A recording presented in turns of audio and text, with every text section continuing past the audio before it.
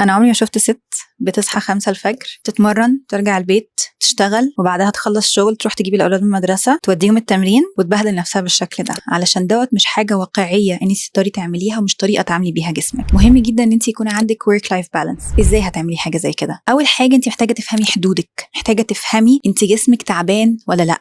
فانت محتاجة ان انت تبقي تسمعي لجسمك أكتر، تشوفي هل أنا ظهري وجعني، هل أنا راسي وجعاني، إيه اللي بيوجع وإيه الحاجة المرهقة، وجسمي محتاج إيه قبل أصلا ما نشوف نفسيتنا. جسمي محتاج إيه قبل ما أعمل أي حاجة. تاني حاجة، الأوقات اللي انت تعبانة فيها ومجهدة فيها اطلبي مساعدة. المساعدة ديت ممكن تبقى من جوزك، المساعدة ديت ممكن ان هي تبقى من حد قرايبك، صحابك، whoever في حياتك ممكن ان هو يساعدك. اطلبي مساعدة. علمي أولادك وعلمي الناس اللي حواليكي ان انت إنسانة زيهم بالظبط، وان انت بتستحقي ان انت تريحي، وان انت بتستحقي ان انت تبقي تعبانة في أوقات ومحتاجة ان انت محدش يكلمك وتبقي قاعدة لوحدك خالص. ومش هقولك تعملي كده بان انت يبقى عندك مي تايم والكلام ده، انت بس محتاجة تسمعي، تشوفي جسمك حاسس بإيه، تدي جسمك الحاجة اللي جسمك محتاجها، تطلبي مساعدة وتحطي حدود صارمة ان لا معناها لا، وانا باجي الاول ومحتاجة اريح الاول. وكده هتبقي متأكدة ان انت هتبقي بيزنس اونر ناجحة، والبيزنس بتاعك هيكبر، عشان طول ما انت كويسة البيزنس بتاعك هيبقى كويس.